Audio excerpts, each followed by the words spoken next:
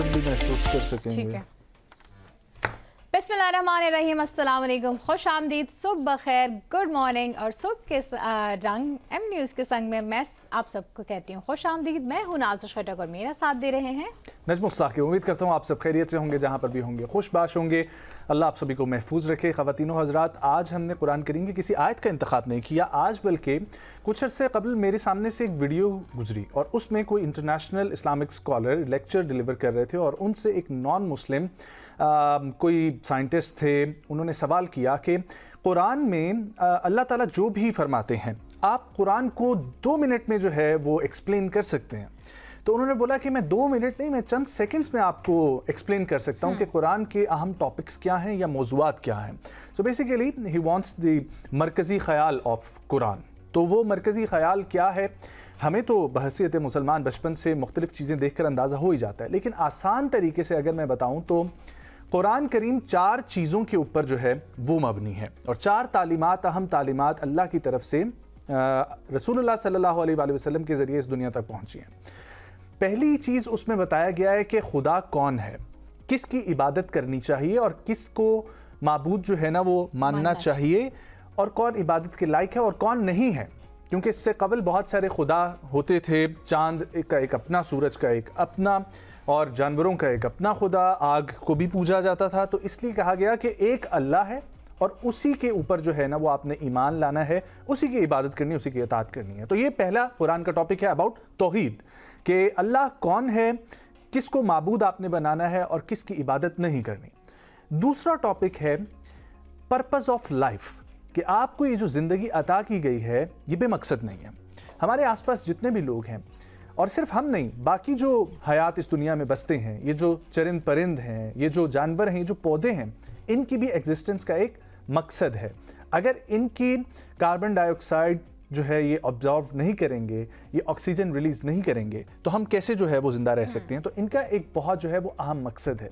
तो purpose of life हर किसी का है, आपने और मैंने अपना तलाश करना है, लेकिन कुरान करीम हमें पर्पज़ ऑफ लाइफ बताता है कि इंसान को किस लिए उतारा गया, उसके ज़िंदगी में जीने का मकसद क्या है। तीसरा टॉपिक कुरान में जो बताया गया है वो है डूज एंड डोंट्स, कि क्या वैल्यूज़ होनी चाहिए जब आप ज़िंदगी गुजार रहे हैं और आपको पर्पज़ ऑफ लाइफ मिल गया, आप एक खुदा की अताअत करते हैं, तो फिर उस खुदा की तरफ से बताए हुए जो तरीके हैं, जो बुकलेट है कुरान करीम की शक्ल में हमारे पास आई है। कोई सिंपल मशीन भी हम लोग ख़रीदते हैं, उसके साथ एक बुकलेट मिलती है कि आप इसको देखेंगे, आपको पता चलेगा कि क्या इसमें सही है, क्या गलत है। अगर कोई चीज़ इस मशीन में गलत हो जाती है तो फिर उसको कैसे ठीक करना है। तो ये तमाम तर चीज़ें, डूज एंड डोंट्स, ये कुरान करीम का थर्ड इंपॉर्टेंट तालीमात हैं और ये टॉपिक्स जो हैं थर्ड टॉपिक है।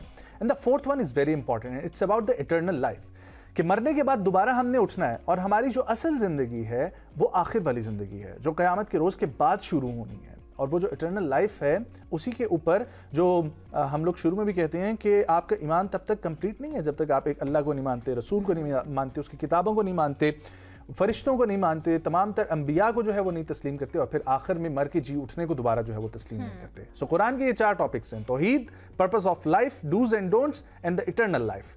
और ये 4 टॉपिक्स जो हैं उन्होंने इसी तरीके से 2 मिनट के अंदर कवर किए कि ये है कुरान का टोटल मरकज़ी ख्याल कि कुरान आपको क्या बताना चाह रहा है। बिल्कुल ऐसा ही है। हमें जिस मकसद के लिए इस दुनिया में उतारा गया है वो बिलाशुबा यही है कि हमने अपने खालिक हकीकी की पैरवी करनी है, उसकी अताअत करनी है, उसके दिए हुए किताब की तालीमात पर अमल करना है, अपनी ज़िंदगी को भी संवारना है और अपनी आखरत को भी संवारना है।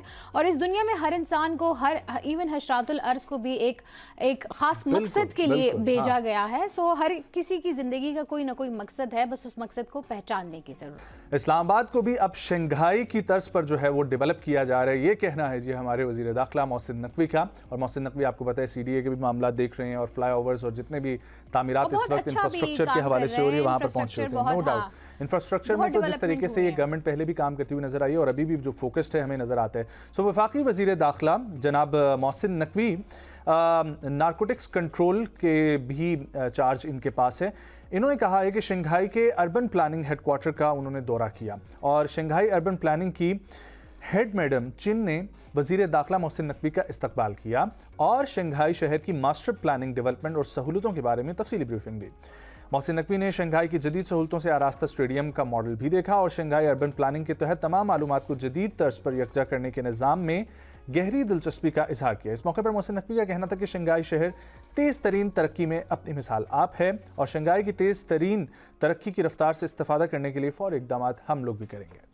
अच्छा, ये बहुत अच्छी बात है। हमारे मुल्क में डेवलपमेंट जो है वो मज़ीद होगी। अब जो हमें इस्लामाबाद भी बाहर के मुल्कों की तरह जो हम चाहते हैं वैसा नज़र आएगा। लेकिन इसमें मेरा एक सवाल है कि अगर डेवलपमेंट इतनी ज़्यादा होगी तो जैसे चाइना के बारे में कहा जा रहा है कि अभी रिसेंटली कोरोना वायरस की शुरुआत भी चाइना से हुई। अभी मैंने कल परसों एक और रिसर्च पढ़ रही थी जिसमें ये ख़दशा है कि 2026 के एंड में एक और वायरस जो है वो चाइना की तरफ से, हाँ अल्लाह ना करे, और उसमें भी तकरीबन सिम्टम्स वगैरह ये सारे ही होंगे। तो बिल्कुल ऐसा ही है। लेकिन मेरा ये जो सवाल है ये बहुत तशवीशनाक इसलिए भी है कि अगर हम जो है डेवलपमेंट इतनी ज़्यादा कर लेंगे तो हमारे पास डेफिनेटली दरख्त कम हो जाएंगे, और दरख्त कम होंगे तो हमारी जो ये मसाइल हैं इसमें ज़्यादती आएगी, हमारे पास साफ हवा नहीं होगी तो लोग ऑक्सीजन की कमी का शिकार होंगे, और ऑक्सीजन की कमी की वजह से बहुत ज़्यादा बीमारियां बढ़ जाती हैं।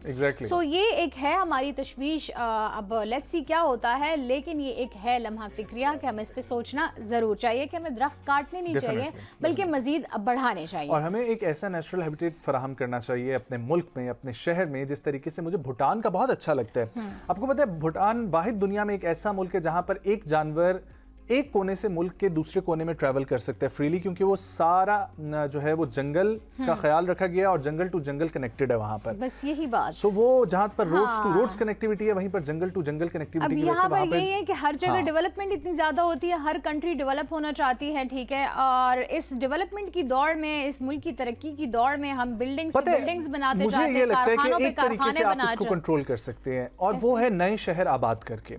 क्योंकि आप जो बात करिए ना इस्लामाबाद से रिलेटेड या किसी भी सिटी से रिलेटेड, जब आप उसमें एक हद से ज्यादा डेवलपमेंट करते हैं तो फिर आपकी नेचुरल हैबिटेट डिस्टर्ब होती है। पाकिस्तान के पास बहुत ज्यादा स्पेस है, वहां पर हमें नए शहर अच्छे जदीद तर्ज पर तैयार करने चाहिए, बजाय इसके कि हम एक ही शहर पे जो है वो सारा बोझ लाते जाएं। जैसे कि अब देखें इस्लामाबाद में इतनी ट्रैफिक हो गई है क्योंकि सारी दुनिया जो है वो कहीं से भी उठ के इस्लामाबाद में शिफ्ट होने की, और मुझे इस्लामाबाद बढ़ भी बहुत गया है। अच्छा नहीं, मुझे बहुत अच्छा लगता है कि अब जो पाकिस्तान में काम, देखिए हमारे पास तो प्लांट सिटी नहीं थे, प्लांट सिटी बहुत कम थे। बहुत अच्छा लगता है तमाम ये जो हाउसिंग सोसाइटीज का कॉन्सेप्ट है ये देखकर कि at least they are providing the natural habitat भी वहाँ पर, एंटरटेनमेंट का माहौल भी, साफ सुथरी सड़कें भी, अच्छी इन्वायरमेंट, क्लीनलीनेस का ख्याल रखते हैं। सो अगर शहर ऐसे हमारे पास नहीं है तो हमारी ये प्राइवेट पब्लिक पार्टनरशिप के थ्रू हमें ऐसी बड़े-बड़े शहर या छोटे-छोटे शहर हमें इस चीज पे भी ध्यान रखना चाहिए कि हम जो है प्लांट्स मजीद लगाएं, इसकी कोई कैंपेन्स चलाएं जिसमें लोग भी जो है वो वॉलंटियर करें और वो दरख्त हम लोग इस चीज के ऊपर बहुत ज्यादा जो है वो फोकस्ड है। बहुत सारी कहने को बातें मेरे ज़हन में और भी बातें आ रही हैं, लेकिन लेट्स मूव फॉरवर्ड। ठीक है, आगे जो है वो बात करते हैं अगली खबर के हवाले से। आपको पता है पाकिस्तान के लेजेंड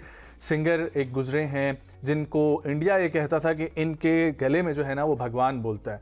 मैं बात कर रहा हूँ जी मेहदी हसन की। तो मेहदी हसन के साहिबजादे जो हैं वो सज्जाद मेहदी, वो इंतकाल कर गए हैं। ये अफसोस की खबर है, और सज्जाद मेहदी को भी हम लोग सुनते हुए नजर आए और वो भी पॉपुलर थे अमंग दी म्यूजिक फैमिलीज। अल्लाह उनके दर्जात बुलंद करे। आमीन आमीन। सो पाकिस्तान के लेजेंड ये सिंगर हैं मेहदी हसन खान साहब, और उनके साहिबजादे थे ये सज्जाद मेहदी। अहले खाना के मुताबिक DSP रिटायर्ड ये सज्जाद मेहदी हैं, और उनको दिल का दौरा पड़ा है जिसके बाद वो हाल के हकीकी से जा मिले हैं। आप लोग देख सकते हैं उनकी तस्वीर भी। अल्लाह इनके दर्जात बुलंद करे जी। आगे बढ़ते हैं और आगे बढ़ेंगे एंटरटेनमेंट इंडस्ट्री से। हमारे पास क्या है जी, अब रोबोट इंसानों की तरह दर्द महसूस करेंगे। क्या ज़बरदस्त बात है कि मैंने इस पे एक बहुत अरसे कबल एक मूवी देखी थी जिसमें एक रोबोट बनाया गया था जिसके इमोशंस नहीं थे, बट फिर वो कोशिश की गई कि उसमें भी इमोशंस डाले जाएं, और फिर वो बहुत बड़ा ख़तरा बन गया था इंसानों के लिए जी। सो लेट्स सी इस खबर में आगे क्या है। रोबोट हमारी ज़िंदगी में शामिल हो चुके हैं, बिल्कुल सही बात है, बट अब इनमें जिद्दत लाई जा रही है कि वो भी इंसानों की तरह दर्द महसूस कर सकेंगे। ज़माना तरक्की करते करते इस मकाम पर आ पहुंचा कि रोबोट को इंसान के मुकाबिल खड़ा कर दिया गया है। वो कई शोबे ज़िंदगी में इंसान की जगह ले चुके हैं, जबकि उनमें जो ये नई जिद्दत लाई जा रही है दर्द महसूस करने वाली, तो ये एक बहुत ही अच्छी भी है कि उनको इमोशंस की समझ आएगी, वो भी एक्साइटेड होंगे। अब जैसे कि कुछ दिन कबल हमने एक न्यूज़ शेयर की थी जिसमें एक रोबोट ने जो है वो स्पोर्ट्स में इंसान को हरा दिया था और गिनीज वर्ल्ड रिकॉर्ड में उसका नाम आ गया था। बट मैंने ये तब भी यही कहा था कि उसके वो इमोशंस जो है उस तरह इंसानों की तरह नहीं होंगे कि वो खुशी से उछल गया होगा, कूदा होगा। ये कनेक्टिविटी 2-3 चीज़ों की है। ये जो साइंसदान है हांगकांग यूनिवर्सिटी के, इन्होंने इंजीनियर हैं युगाओ, इनकी सरबराही में एक साइंसदान की टीम बनी है और उसके बाद मसनूई जिल्द उन्होंने मसनूई जिल्द हाँ, जो है तैयार की बेसिकली है। लगाई है, जिसकी कनेक्टिविटी इसके साथ ब्रेन होगी सेल्स से होके हमारे और उसको जो है ना किसी का भी लम्स यानी कि किसी की भी टचिंग महसूस होगी और फिर दर्द भी उसी तरीके से जो है ना वो महसूस हो बट सकता चलो है। मेरा अब इसमें एक सवाल है, सपोज क्या? देखें एक ऐसी सिचुएशन है कि आपने एक रोबोट को आग बुझाने के लिए भेजना है। हाँ, आपने उसको वैसे ही कह दिया कि जी हम जो है मैं ऊपर से गिरा दूंगा, ठीक है। अब उसने वो बात फील कर ली और उसने नहीं, मेरा उल्टा ख्याल है उस पे ये लिखा हुआ है कि उन्होंने दर्द जो है वो महसूस दर्द महसूस करेगा। हाँ, तो लेकिन मतलब वो आप उसको टच करेंगे या फंक्शन उसको भी तो pinch हो जाते करेंगे। हैं ना। हाँ, ये भी हो सकता है, लेकिन जी। मेरा ये ख्याल था कि कुछ दिनों पहले हमने खबर शेयर की थी कि फायर फाइटर्स के लिए जो है ना वो रोबोट्स तैयार किए जा रहे हैं। अब जाहिर बात ये टेक्नोलॉजी है, टेक्नोलॉजी तो आप किसी भी अपनी Fault मर्जी उसमें- से इसको चला सकते हैं ना। हाँ। किसी में वो फंक्शन रखें, किसी में वो फंक्शन ना रखें। ये So, एक बहुत हाँ डिफरेंट किस्म का आई थिंक टॉपिक है। इस पे हमें इसी के ही एक्सपर्ट्स को बुलाएंगे तभी हम उनसे बात कर सकते हैं। इस वक्त हम आगे बढ़ेंगे जी। और एक बाजू से महरूम food delivery rider social media सार्फिन की तवज्जो का मरकज़ बन गया। यस, मलेशिया से ताल्लुक़ रखते हैं और ये बहुत मलेशिया से अच्छी ताल्लुक़ बात रखने भी वाले है फूड। कि इंसान जो है वो चाहे मफलूज हो जाए, उसके ये अज़ा जो है वो काम ना कर सके, लेकिन फिर भी वो मेहनत की जो हिम्मत, रोज़ी हौसला, कमाने अज़्म। के हाँ जो अज़्म है वो उसके दिल में उसको काम जिंदा करने रखना चाहिए। के लिए जिंदा रखता है जी। अहमद नबील सोशल मीडिया सार्फिन की तवज्जो का मरकज़ बन गया जब नवंबर 2025 में एक वीडियो वायरल हुई जिसमें उन्हें एक चेक पॉइंट पर ट्रैफिक पुलिस एहलकार ने रोका था जब वो मोटरसाइकिल चला रहे थे।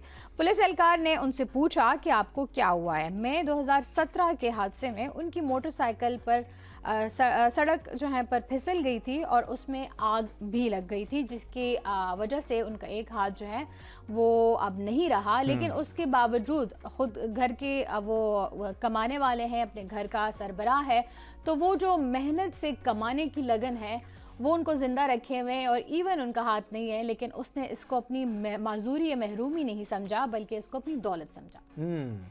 और यही पैगाम हमें ज़िंदगी में आगे बढ़ने का सबक देता है। अब देखें ना कि जो चीज़ सोशल मीडिया पे आज है वो वायरल हो जाती है। Although I know a delivery rider from Islamabad जिनका निचला धड़ है ही नहीं और वो फिर भी जो है वो फूड डिलीवरीज करते हैं और उन पे बहुत सारी रिपोर्ट्स मुख्तलिफ चैनल्स बना चुके हैं। सो जहाँ पर एक हाथ से महरूम इनके साथ हमदर्दी है, वहीं पर बहुत सारे ऐसे डिलीवरी राइडर्स हैं यहाँ पर जो ऐसे बहुत सारे और लोग भी हैं डिफरेंटली बिल्कुल एबल्ड हैं, लेकिन वो अपना काम जो है वो कर रहे हैं और हमें इन लोगों की ज़्यादा से ज़्यादा मदद करनी चाहिए। और मदद को मैं नहीं कहूँगा, मैं कहूँगा कि इनको ज़्यादा से ज़्यादा मोटिवेशन जो है वो देनी चाहिए और इनका साथ जो है ना वो देना चाहिए। आगे बढ़ते हैं और जिक्र करते हैं जी दुनिया की एक नायाब मछली जो है वो 3 करोड़ 24 लाख डॉलर की जो है ना वो रिकॉर्ड कीमत में आप एक मछली पे इतने पैसे उड़ाना चाहेंगे? वैसे मैं तो हरगिज़ नहीं उड़ाना चाहूँगा, लेकिन आइए आपको बताते हैं कि ये कहाँ पर हुआ। जापान में जी एक सुशी रेस्टोरेंट है जहाँ पर चीन ने तकरीबन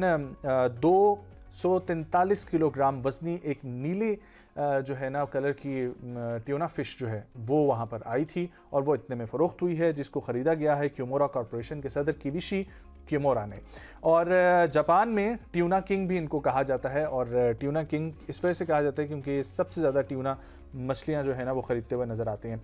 किमोरा ने इस मौके पर जापान की पहली खातून वज़ीर आज़म की 2.5 माह पुरानी हुकूमत का हवाला देते हुए कहा कि वो मईशत को बेहतर बनाने के लिए सेहत पर कायम है। इसी तरह उनका अदाकारा शिनिज़मा को भी जो है वो पूरी लगन से काम करेगा। उम्मीद है ये बोली सबको खुशी जो है वो देगी, ये कहना है। वाज़ेह है इससे कबल भी सबसे ज़्यादा रिकॉर्ड बोलियाँ ट्यूना फिश के हवाले से लगाने में ये किवशी किमोरा जो हैं बिल्कुल ऐसे ही। लेकिन इनका ये भी कहना था कि मुझे लगा था कि शायद ये जो फिश है वो कम से कम भी उसकी बोली 300 या 400 मिलियन लगेगी, लेकिन उससे भी ज़्यादा आगे बढ़ गई। इसका मुझे भी अंदाज़ा नहीं था, बट जाहिर है फिर उनको ख़रीदनी पड़ेगी क्योंकि मुल्क के मफाद की बात थी और वो अपने मछली में ऐसा क्या होगा ये तो वही बता सकते हैं। मतलब ये तो खा के ख़त्म हो जाएगी जी, लेकिन आई थिंक वो जो कोई रेयर टेस्ट होगा हो सकता है। इसके फवाइद पे भी बात की जा सकती है किसी और प्रोग्राम में, क्योंकि Do you like sushi? I don't like sushi. I've never developed the taste for it, maybe.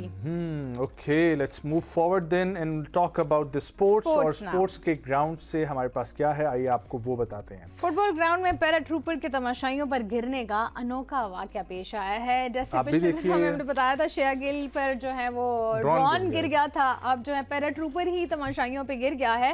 और इसके बारे में हम आपको बताएं कि जी ये कैसे हुआ। वो देखें वीडियो आप लोगों की टीवी स्क्रीन के ऊपर। ओके, सो अब वाकया क्या है वो सुन लें। सो आर्म फोर्सेस बाउल 2026 के आगाज से पहले एक स्काई डाइविंग हादसा पेश आया। 4 सिविल पैराट्रूपर्स में से एक का पैराशूट जो है वो फील्ड गोल के जाल से उलझ गया और इस वजह से वो तकरीबन 35 फीट की बुलंदी से तमाशाइयों में जा गिरा। अलबत्ता वो महफूज हैं और जाल से छूटने के कोई बड़ी तकरीबन चोट तो नहीं आई? 30 से 35 फीट की बुलंदी में मैदान में गिरे और मौजूद अफराद की जानिब वो दौड़े, लेकिन वो खुद ही चंद सेकंड में जो है वो खड़े हो गए और वो बिल्कुल ठीक दिखाई दे रहे हैं। सवाल ये पैदा होता है कि I am sure he was well trained, right, but वही Well, I've कि heard कि पाकिस्तान में भी ऐसे इंसिडेंट्स हो चुके हैं। बहुत ज्यादा इस तरह के इंसिडेंट होते Paratroopers के हैं, हवाले बहुत से। ज्यादा होते हैं। It's a very risky business के मतलब आप अपनी पुराने जान को दौर जोखों में लगाते हैं। या मेरे फादर ने मुझे बताया था कराची में एक बहुत ही इसी तरीके से एक हादसा पेश आया था और काफ़ी बुलंदी से जो है ना वो पैराशूट फेलियर की वजह से नीचे इंसान आके अब गिरा मैंने था। भी हाँ ऐसे पिछले दिनों में ही अपने खालू से सुना था, उन्होंने किसी का नाम लिया था कि बहुत बड़े एक पाकिस्तान के आर्म फोर्सेस में से बहुत बड़ा नाम था और वो किसी मौका पर परफॉर्मेंस दे रहे थे और 2 पैराशूट हालांकि उनके खुलने थे पर दोनों में से एक भी नहीं खुल सका और उनकी डेथ हो गई थी। या मैंने भी इसी तरह सुना था पहले। इंफॉर्मेशन टेक्नोलॉजी के वहाँ से हमारे पास क्या खबर है। सो मुल्क में साइबर सिक्योरिटी को मज़ीद अच्छे तरीके से सिक्योर करने के लिए और इसको बढ़ाने के लिए, ख़तरों से बचने के लिए, निपटने के लिए एक इंटरनेशनल साइबर सिक्योरिटी कंपनी के साथ पाकिस्तान ने मुआहिदा तय किया है।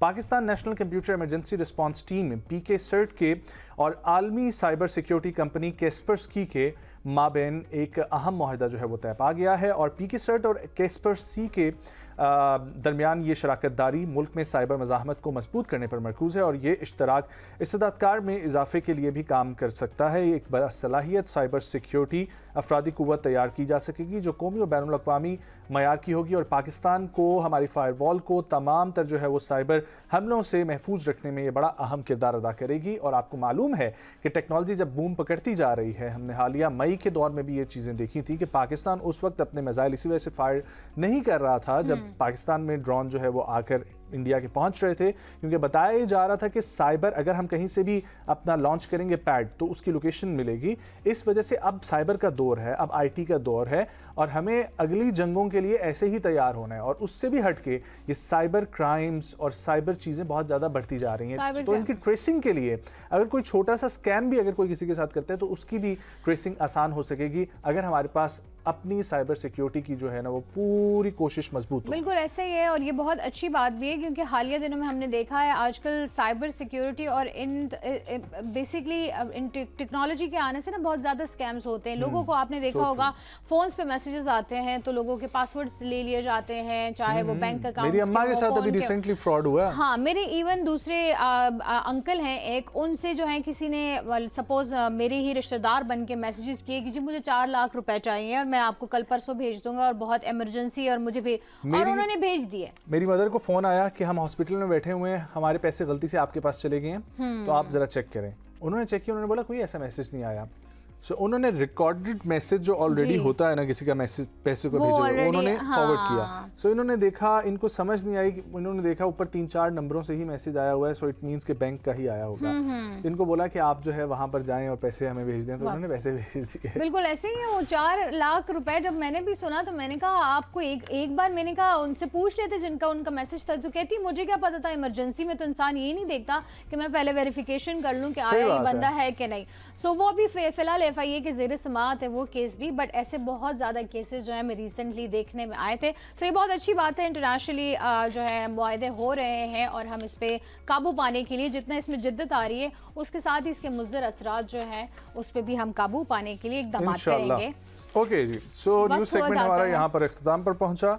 एक ब्रेक शामिल करेंगे, जब ब्रेक से वापस आएंगे हमारे साथ गेस्ट मौजूद होंगे और हम बात करेंगे DGI SPR की कल होने वाली प्रेस कॉन्फ्रेंस के हवाले से। कहीं मत जाएं, हमारे साथ रहिए। Welcome back once again. ख़वातीन हज़रात, जैसे कि आप सभी को मालूम है कि पाकिस्तान अरसे दराज से दहशतगर्दी से जूझ रहा है और इसके लिए हमारी सिक्योरिटी फोर्सेस काफ़ी एक्टिव हैं। इसी पर DGISPR जनाब लेफ्टिनेंट जनरल अहमद शरीफ चौधरी ने कल एक प्रेस ब्रीफिंग की और उनका मकसद होली सोली ये था कि सिक्योरिटी फोर्सेस की कार्रवाइयाँ जो 2025 में हुई हैं उसके ऊपर ब्रीफिंग देना और 2026 में आने वाले वक्त में क्या होने जा रहा है उसके हवाले से भी जो है वो अपडेट करना। तमाम जर्नलिस्ट वहाँ पर मौजूद थे। आप लोग ने प्रेस कॉन्फ्रेंस देखी होगी, मुख्तलिफ उसके क्लिप्स इस वक्त भी सोशल मीडिया के ऊपर चल रहे हैं। लेकिन आपको कुछ ये बताते चलें कि पिछले साल ये बताया गया तकरीबन 75,175 इंटेलिजेंस बेस्ड ऑपरेशंस किए गए हैं और दहशतगर्दी के 5400 वाक़यात रजिस्टर्ड हुए हैं। वाज़ेह रहे कि ये रियासती दहशतगर्दी के खात्मे के हवाले से प्रेस ब्रीफिंग थी और लेफ्टिनेंट जनरल अहमद शरीफ चौधरी ने बताया कि इस साल कुछ 5,397 इंसदादे दहशतगर्दी के ऑपरेशंस हमने किए हैं और सबसे अहम सवाल ये कि 80% दहशतगर्दी के वाक़यात खैबर पख्तूनख्वा में हो रहे हैं। उन्होंने साथ ही साथ ये भी मेंशन किया कि खैबर पख्तूनख्वा में जो सियासी माहौल है वो साजगार होता है दहशतगर्दी के लिए और इस वजह से दहशतगर्दी वहाँ पर बढ़ती है। इसके अलावा बलूचिस्तान के वाक़यात के हवाले से भी उन्होंने एड्रेस किया। डिफरेंट मुल्क में जो शहादतें हुई हैं, सिविलियन और हमारे सिक्योरिटी फोर्सेस की शहादतें, उनके ऊपर भी उन्होंने गुफ्तगू की है। उनका कहना था कि नेशनल एक्शन प्लान पर तमाम सियासी जमातों का इत्तफाक जो है वो चाहिए, वो होना चाहिए और दहशतगर्दी के खात्मे के लिए नेशनल एक्शन प्लान पर अमल दरामद जो है वह ज़रूरी है। उन्होंने कहा कि ख्वारिश का किसी भी सूरत में जो है वो ताल्लुक इस्लाम से नहीं है, ये इस्लाम के खिलाफ है। और DGISPR ने कहा कि अमेरिका अफगानिस्तान में $7.2 अरब का वो जदीद तरीन असला छोड़कर गया जो अब इस्तेमाल किया जा रहा है और अफगान तालिबान वॉर इकॉनमी को चलाने के लिए दहशतगर्दी को स्पॉन्सर करते हैं। इसी के ऊपर बात करेंगे। आज हमें प्रोग्राम में ज्वाइन कर रहे हैं, स्टूडियोज़ में हमारे साथ मौजूद हैं, सीनियर डिफेंस एक्सपर्ट हैं, तज्ज़ियाकार हैं जनाब major general retired Zahid Mahmood साहब। अस्सलाम वालेकुम sir. Thank you so much for joining. Thank you very much for having me जी, बहुत शुक्रिया। जनरल साहब, जिस तरीके से हम लोगों ने देखा, पहले भी DGISPR प्रेस को ब्रीफिंग देते रहे हैं और बताते रहे हैं कि दहशतगर्दी का नेटवर्क कहाँ से एक्टिव हो रहा है, किस तरीके से दरअंदाजी हो रही है अफगानिस्तान में, किस जगह पे हमारी जो मोर्चे हैं, हमारी जो चेक पोस्ट हैं, उनको इंगेज करके दरअंदाजी की जाती है और फिर उसके बाद यहाँ पर हमले किए जाते हैं। कल की प्रेस कॉन्फ्रेंस आपने भी सर डेफिनेटली सुनी होगी। आपका क्या तज्जिया है इसके ऊपर कि हमारी जितनी भी वॉर ऑन टेरर से ऑनवर्ड हमारी जानी माली नुकसान हो चुका है, इतना सब कुछ हमारी सिक्योरिटी फोर्सेस कर रही हैं, इंटेलिजेंस बेस्ड ऑपरेशंस भी चल रहे हैं, कैजुअलिटीज़ हम लोग डेली जो है वो देख रहे हैं, अफसरान की, जवानों की, हमारी सिविलियंस की। इस सब के बाद आपको क्या लगता है कि अब 2026 में किस रुख की तरफ हम लोग जा रहे हैं? और हमारे नेशनल एक्शन प्लान का भी जो जिक्र हो रहा है उसमें जो बात की जा रही है सियासी जमातों के मुत्तफिक होने की, इस सब को देखते हुए नेशनल इंटेलिजेंस ऑपरेशन इतने हो रहे हैं, इसके सब के बाद अब 2026 में क्या एक्सपेक्टेड है दहशतगर्दी के हवाले से और हमारी सिक्योरिटी फोर्सेस की हिकमत अमली के हवाले से? जी, thank you very much once again for having me. देखिए, हमें पहले चीज़ तो ये समझने की ज़रूरत है, फंडामेंटली ये समझने की ज़रूरत है कि we are in the state of war, we are already in the war. और जो हम और 21 ऑनवर्ड जो कल आप प्रेस ब्रीफिंग आपने सुनी DGISPR की, उन्होंने पूरा अहाता किया है अपनी काउंटर टेररिज्म एफर्ट का और जो एप्लीकेशन अगेंस्ट अस हुई है। तो मैं क्यों कहता हूँ we are in the war, कि हमारे खिलाफ इस वक्त एक स्ट्रक्चर्ड स्टेट जिसका नाम इंडिया है as a sponsor of the proxy, वो उसकी एप्लीकेशन है। फिर एक नॉन स्टेट एक्टर्स की अनस्ट्रक्चर्ड, मैं कहता हूँ उसको, एक स्टेट है जिसका नाम है अफगानिस्तान। वहाँ पे एक नॉन स्टेट एक्टर्स का एक ग्रोह है जो उसको लीड कर रहा है, उनका गठजोड़ है। और उसके साथ फिर हमारे नॉन स्टेट एक्टर्स जो विद इन पाकिस्तान हैं, जो टेररिज्म की इकॉनमी में सिर्फ इंटरेस्ट रखते हैं। बाकी इट इज़ ऑल शरीयत के जी, शरीयत है और रिलीजियस और वो, इट इज़ ऑल बुलशिट। वो हाँ, तो they have nothing to do with it. और इनका हाँ जी, अच्छा, अब ये एक नेक्सेस है, उसके साथ अब कभी कभी हमारा अनफॉर्चुनेटली इलीगल स्पेक्ट्रम का नेक्सेस लग जाता है, जो बॉर्डर्स की बॉर्डर्स की जो इलीगल इकॉनमी है उसके साथ एसोसिएटेड है। फिर एक छोटा सा मिक्स उसके साथ लगता है पॉलिटिक्स का और पाकिस्तान में। तो ये पूरी एक वेब इस्टेब्लिश हुई है और इस पूरी वेब की एक, या कह ले कि एक ऑर्गेनाइजेशन है जो रेड सिंडिकेट बन के पाकिस्तान के खिलाफ उसने एप्लीकेशन की हुई है। वन, दूसरी चीज समझने की जरूरत यह है कि war is totally a political activity. हम इसको जब काइनेटिक्स में और पॉलिटिक्स में, या जब हम डायलॉग की जैसे बात करते हैं, हम इसकी बात करते हैं, तो हम इसको जब अलग करते हैं तो सबसे बड़ी ज्यादती वॉर के साथ करते हैं। तो वॉर को समझने के लिए पॉलिटिकल एक्टिविटी है, पॉलिटिकल लीडरशिप में लड़नी है, पॉलिटिकल ओनरशिप। ये जो आपका सवाल का दूसरा हिस्सा था ना कि जी केपी की गवर्नमेंट या जो, तो जब तक ओनरशिप नहीं मिलेगी you can't execute the war. अब वॉर लड़ी कैसे जाती है, क्विकली इफ आई मे से, वॉर की एक ट्रिनिटी है, अवाम, गवर्नमेंट एंड मिलिट्री। ये तीनों मिलके, ट्रू। तो जहां पे भी दरारें आएंगी, गैप आएंगी, अगर मिलिट्री की हाँ, तो you can't execute Khyber war. Pakhtunkhwa में क्या प्रॉब्लम आ रही है? हमने पहले भी DGISPR की प्रेस कॉन्फ्रेंस में ये सुनी, जो उन्होंने पेशावर में किया उसमें भी ये मेंशन हुआ। कुछ अरसा गुजर गया उसमें इस नई गवर्नमेंट के नए CM को आए हुए, और फिर उसके बाद अगेन वो जो जिक्र कर देखिए, let there be no doubt this is a political polarization, political objectives and domestic politics के लिए yes they have issues as far as their leader is concern. उसको आप अच्छी पॉलिटिकल मैनूवर से करें, बिल्कुल आप सड़कों पे स्ट्रीट मूवमेंट चलाएं, आप पॉलिटिक्स करें, आप परफॉर्मेंस दें, but you are in the government in the Khyber Pakhtunkhwa, आपने परफॉर्म करना है। ये सारी चीजें साइड पे हो जाएंगी, फिर अपनी लीगल बैटल लीगल ग्राउंड में लड़ें। ये लीगल अपनी पॉलिटिकल बैटल्स को अगर आप वॉर के साथ जोड़ के स्टेट के साथ टकराएंगे तो वी आर गोइंग नोवेयर, ये याद रखिएगा। तो फिर वो जो मैंने ट्रिनिटी बताई है ना, वो डिस्टर्ब हो जाती है। सियासी माहौल का जिक्र हुआ, 2021 में भी सियासी माहौल की तरफ उन्होंने इशारा किया था। सो वो सियासी माहौल क्या था उस वक्त फिर से? देखिए, 2021 में ये था कि एक तो गवर्नमेंट चेंज हो रही थी, सॉरी ये तालिबान इन पावर में आए वहाँ पे अफगानिस्तान में। जो अफगानिस्तान नेशनल आर्मी थी, we all know that was also a charade, वो तो एक न होने वाला एक फिनोमेना था, वो रेजिस्ट नहीं कर सके। फिर जो भी दोहा कार्ड हुआ, इट्स हिस्ट्री नाउ, वो उस पे तो उन्होंने ऑनर किया नहीं और ना उन्होंने करना था। तो अमेरिकन पुअरली क्राफ्टेड विड्रॉल आज जो अफगानिस्तान है, इसमें मैं तो समझता हूँ द मेजर कैरेक्टर जिसकी रिस्पॉन्सिबिलिटी है इसको ठीक करने की, वो यूनाइटेड स्टेट्स ऑफ अमेरिका है, because they have left a chaotic Afghanistan which is bringing instability not only to Pakistan but to the region and to the world as a whole. तो वो तो दोबारा आना नहीं चाहते US वाले? US वाले तो बहुत जगह पे जाना चाहते हैं, आना चाहते हैं ऑफ कोर्स, बट अगर वो फॉर द स्टेबिलिटी आना चाहते हैं तो they are more than welcome. उन्होंने आना इस तरह चाहिए कि वो जो 7.2 अरब का डॉलर का असला छोड़ के गए हैं, आप $762 बिलियन, जिसमें से $144 बिलियन रीस्ट्रक्चरिंग ऑफ अफगानिस्तान में आपने लगाना था, आपने उसका कोई ऑडिट नहीं किया करप्शन की नजर करके।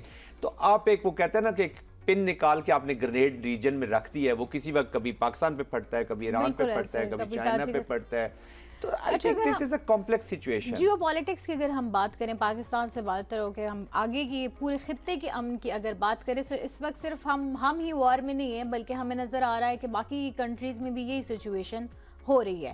एक स्टेट टेररिज्म की हद तक हम जा चुके हैं। इंडिया जो है अफगान सॉइल को यूज़ कर रहे हैं टेररिज्म के लिए, और सारे जो इस वक्त खेल रहे हैं वो सिर्फ एक दूसरे पर उंगलियां उठाना ही हो रहा है। यूनाइटेड नेशन, यूनाइटेड काउंसिल क्या कर रही है? ह्यूमैनिटेरियन ग्राउंड्स पे कुछ नहीं हो रहा है, इंसानी हुकूक की पामाली हो रही है, लेकिन आखिर इन सब चीज़ों का जवाब कौन देगा, होगा क्या?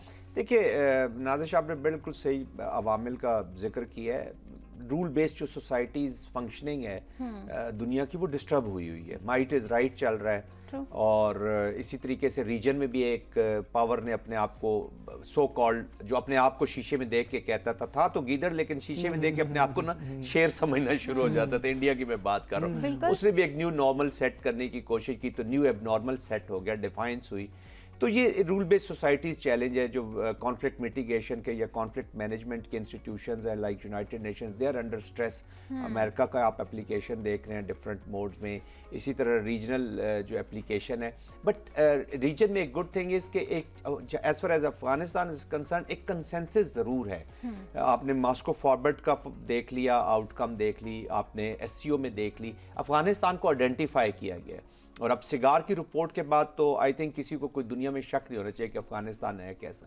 अब पाकिस्तान को इस रीजन के साथ मिल के इसको एड्रेस करना होगा। देखिए ना, वहाँ पे जो हम मोर देन 20 ऑर्गेनाइजेशंस हैं जो टेररिज्म के साथ रिलेटेड है, उसमें कौन सा रीजन है? ISIS को देख लें तो वो अमेरिका वेस्ट के खिलाफ है, तहरीक तालिबान अफगानिस्तान के अपने ऑब्जेक्टिव हैं, TTP पाकिस्तान के खिलाफ कर रहा है, ETMI है, IMU है, सेंट्रल एशिया, चाइना, रशिया, तो ये ऑल आर टारगेट्स। अच्छा, ये अब एक समझ ले कि एक मार्केट है जिसमें फॉर हाई मर्डर के आपके लोग आपको मिल जाते हैं। कोई भी स्टेट जाके, ये जो नॉन स्टेट एक्टर्स है, इनका इस्तेमाल में आगे बढ़ता हुआ देख रहा हूँ, क्योंकि अब कन्वेंशनली कोई जंग नहीं करना चाहेगा, और इंडिया के इस नाकाम तजर्बे के बाद तो वो कभी अभी ये भूल नहीं करेगा कि वो अपने आप को और लूप होल्स वो ऐसे तलाश करेंगे। तो ये नॉन स्टेट एक्टर्स को कोई भी उठाएगा, अपने स्टेट ऑब्जेक्टिव्स के लिए उनको यूज़ करेगा, और फिर हाइब्रिड मोड में सबसे बड़ी उसको एडवांटेज होता है कि प्लॉजिबल डिनाइबिलिटी है। वो कहते हैं जी हम तो इसमें शामिल नहीं है, हाँ। तो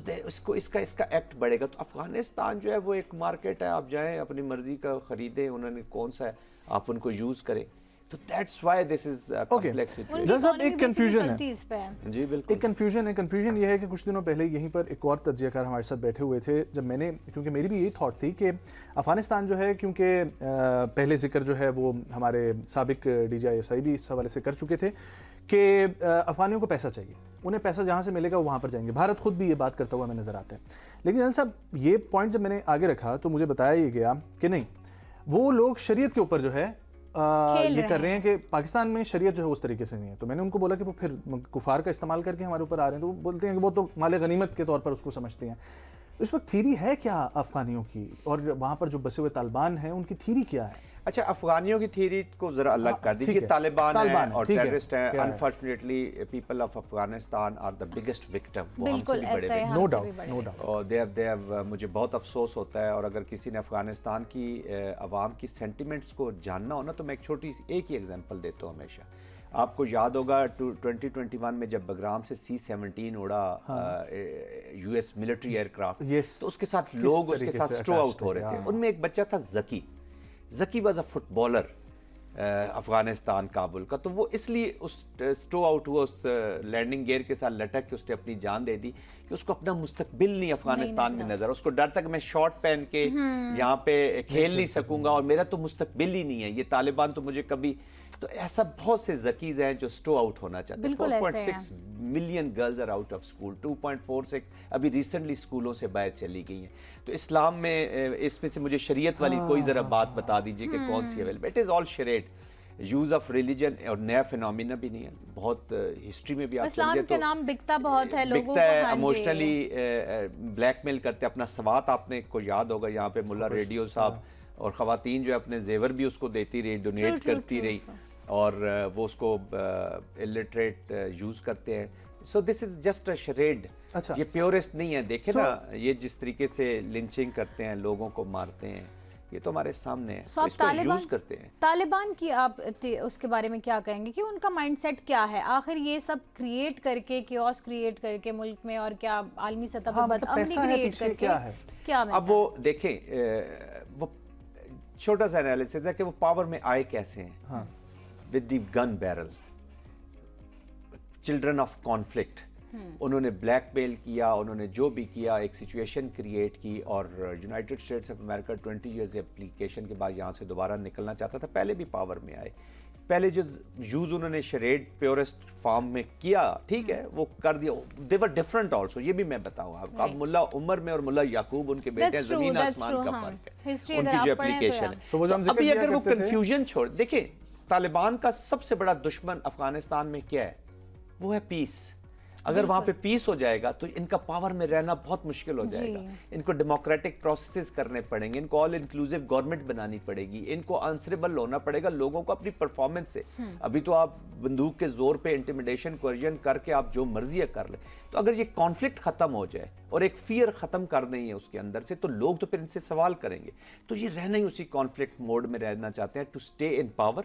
फिर वॉर इकोनॉमी, देखें ना, हम 760 अरब डॉलर की बात कर रहे हैं जो अफगानिस्तान में मुख्तलिफ वॉर के टाइम में आया है। उसमें करजई साहब ने भी हाथ अपने रंगे हैं, अशरफ गनी साहब ने भी, और अब तालिबान भी वही काम कर रहे हैं। सर, आपने ये जो बात की ना कि वो अपने मुल्क को, इकोनॉमी को इसी तरह से कि वो लोगों में फेयर्स पे ला के जो है अपने आप को स्ट्रॉन्ग करते हैं, आपको नहीं लगता कि ये अब एक बढ़ता ही जा रहा है? हर मुल्क ही यही कर रहा है, अपनी सॉवरेनिटी को बरकरार रखने के लिए दूसरी इकोनॉमीज़ को हिट करता है, वॉर की सिचुएशन क्रिएट करता है, लोगों को झूठे दिलासे देता है, एंड पे सॉरी कह के बाहर निकल आते हैं। जियो इकोनॉमिक्स को सीरियसली लीड में रखा गया है। अभी आप देख रहे हैं इस वक्त जियो इकोनॉमिक्स जो है वो लीड रोल में पॉलिटिक्स कर रही है। जियो पॉलिटिक्स से ज्यादा जियो इकोनॉमिक्स सामने। बिल्कुल। अच्छा, वॉर एक पहले कहते थे ना कि आप वॉर करते थे टू अपनी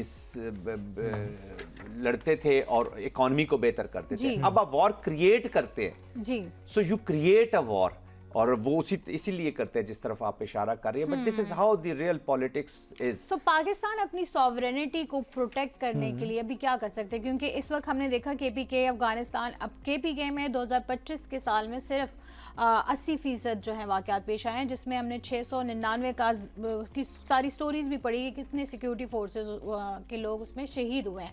सो ये इस वक्त जो सिचुएशन है कितनी अलार्मिंग है कि 2025 में इतने वाक़यात होना, जो कि आई थिंक उस वक्त की बात है जब टेररिज्म अपने उरूज पे थी, उस वक्त का ये फिगर कोट कर रहे हैं कि तकरीबन उतनी ही वाक़यात जो हैं और उतने ही मिलिट्री बेस्ड ऑपरेशंस हमने किए हैं। कितनी अलार्मिंग है 2026 जो आने वाला है, कि क्या खदशात हमें हो सकते हैं और कौन से इकदाम हमें उठाने चाहिए अपने सॉवरेनिटी को प्रोटेक्ट करने के लिए। Thank you very much for this question. देखिए, लेट्स बी रियलिस्टिक, ये थोड़ा सा बढ़ेगा अभी, इसलिए बढ़ेगा कि इंडिया को अभी ताज़ी हजीमत उठाना पड़ी है। अच्छा, एक छोटी सी विंडो के लिए ट्रांजिशनल उसने रिलेशनशिप एस्टेब्लिश किया तालिबान। हमें माजी इंडिया का पता है तालिबान के बारे में उनके क्या ख्यालात थे। 2021 में ये सिक्योरिटी काउंसिल की चेयर इनके पास थी और ये 2021 में इन्होंने सिक्योरिटी काउंसिल में रेजोल्यूशन लाए थे अगेंस्ट तालिबान। इंडिया के अंदर भी जो स्ट्रेटेजिक माइंड है वो तालिबान के साथ इन दोस्ती को पसंद नहीं कर रहा, और इधर अफगानिस्तान के लोग हैं जो बुत गिराने वाले थे आज उनके साथ खड़े हैं, but what ever. So this is interest की गेम है, ट्रांजिशनल है, 3 साल रहती है, 4 साल रहती है, 5 साल रहती है, उसके बाद tissue paper is still a decent paper, तो ये टॉयलेट पेपर की तरह इनको उठा कर फेंकेंगे, ये याद रखिएगा। उसके अंदर ये भी अपना इकोनॉमिक फ़ायदा उठाना चाहते हैं और इंडिया भी जो एप्लीकेशन पाकिस्तान के खिलाफ करना चाहता है वो करना चाहेगा, क्योंकि ऐसे ऐसे इंडिया वल्नरेबल हो रहा है और स्पीड में वल्नरेबल हो रहा है। पूरी दुनिया अब उसको देख रही है, उस पर प्रेशर इस्टेब्लिश हो, तो इसलिए इसको वो इसमें थोड़ा सा सर जाएगा। लेकिन पाकिस्तान ने जो अच्छी चीज़ की है कि now they have the clarity of engagement, clarity के साथ एक अपना जो स्टांस है ना वो पाकिस्तान ने पकड़ लिया। पहले ट्रांजिट होती रहती थी, डायलॉग कर लो, लड़ लो, रीसेटल कर लो। स्टांस यही है कि नॉन स्टेट एक्टर्स के साथ कोई डायलॉग नहीं होगा। अफगानिस्तान को तहरीक तालिबान पाकिस्तान की सपोर्ट छोड़नी होगी, अफगानिस्तान को अपनी सरजमीन को सेव करना होगा, वरना न ट्रेड होगा और न ही ये वॉर रुकेगी। And Pakistan will pursue their objectives wherever they are, even they are prepared. जिसका लोग खौफ दिलाते हैं ना कि जी वो अफगानिस्तान के साथ जंग ठीक नहीं है, ठीक, आई अंडरस्टैंड कि पाकिस्तान का भी नुकसान होगा, वॉर में नुकसान होता है, बट पाकिस्तान हैज डिसाइडेड कि we will fight it out till the time there is no behaviour change in Afghan Taliban. अपने नॉन स्टेट एक्टर्स तो भूल जाएं कि इनके साथ कोई बातचीत करेगा। अफगानिस्तान ने अगर ये स्टांस लिया कि जी ये आईडीपीज थे, तो फिर पाकिस्तान को वापस कर दे, पाकिस्तान उनको इज्जत से वापस अपने घरों में ले जाएगा, बट थ्रू लीगल मीन्स। कि अगर वो टेररिज्म में इन्वॉल्व हैं तो वो अपनी सजाएं भुगतेंगे, और अगर किसी और वजह से गए हैं तो पाकिस्तान उनका अपना, जो इसने पाकिस्तान में रहना है वो आईने पाकिस्तान के नीचे रहेगा। जिसने सियासत करनी है उसने पाकिस्तान की सियासत करनी है, जिसने जंग लड़नी है उसने पाकिस्तान की जंग लड़नी है। सो this is the thank you so much sir for coming. बहुत शुक्रिया जनरल जाहिद साहब आपके वक्त के लिए।